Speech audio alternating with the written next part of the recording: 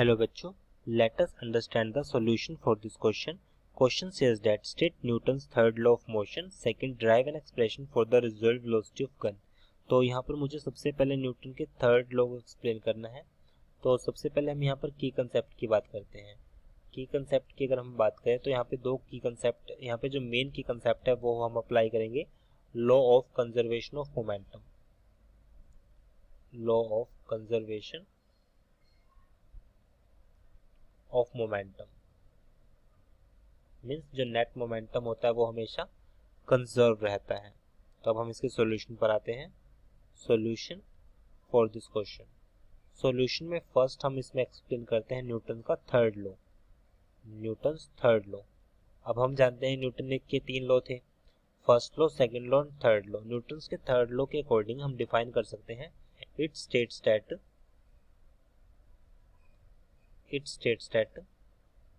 for every action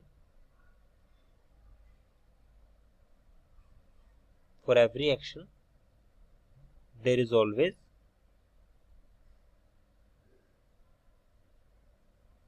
equal and opposite reaction.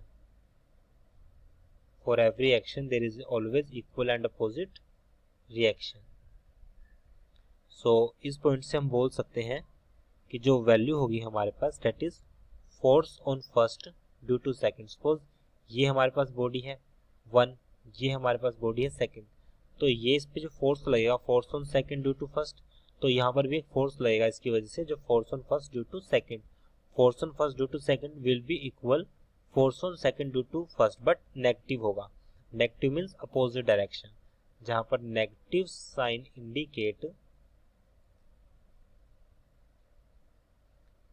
Indicate opposite direction.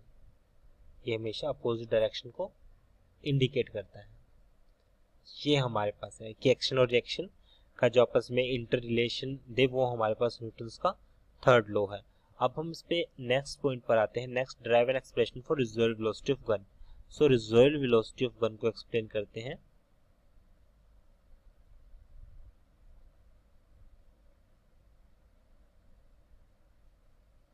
Reserve velocity of gun. So reserve velocity of gun को अगर हम इसको एक practical example से देखें, तो सपोज ये हमारे पास गन है, जहां पर ये इसका ट्रिगर है। तो जैसे हम ट्रिगर को प्रेस करते हैं, प्रेस करने के बाद इसमें से बुलेट होगी वो फायर हो जाएगी। बुलेट का मास m है और गन का मास m है, तो जिसकी वजह से जैसे ही इस पे फोर्स लगेगा, जैसे इसने कोई एक्शन किया, एक्शन की वजह से अब हम जानते हैं न्यूटन थर्ड लॉ के अकॉर्डिंग एक अपोजिट रिएक्शन होगी। जो रिएक्शन होगी वो इन फॉर्म ऑफ मोमेंटम जो कि होगा, जो गन होगी हमें बैक आएगी, जिसको हम बोलेंगे रिजर्व वेलोसिटी। गन को हम क्या बोलेंगे? Reserve velocity.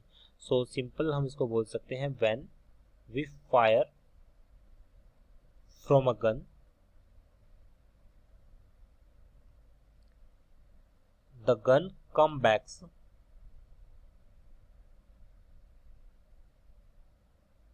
with a velocity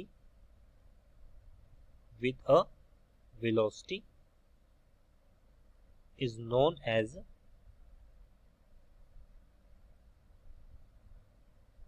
residual velocity of gun, is known as residual velocity of gun। उसको हम क्या बोलेंगे? residual velocity बोलेंगे, गन की residual velocity।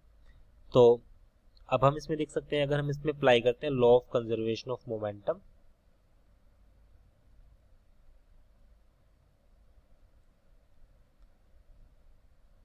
Apply law of conservation of momentum, that is net momentum will be constant.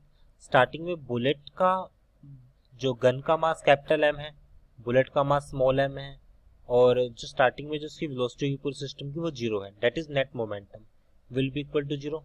जैसे उसने fire किया, so bullet का मास m है, जिस वेलोसिटी से मूव करेगी वो स्मॉल v होगी, प्लस कैपिटल M हमारे पास बुलेट का गन का मास है, और जो उसकी बैक वेलोसिटी होगी उसको हम बोलेंगे रिजर्व वेलोसिटी।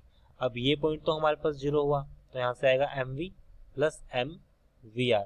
तो यहाँ से अब हम लिख सकते हैं mvr इक्वल हो जाएगा माइनस ऑफ mv। जैसे हम इसको सोल्व करते हैं, अगर इसको हम लेफ्ट साइड लेके जाते हैं तो नेगेटिव हो जाएगा।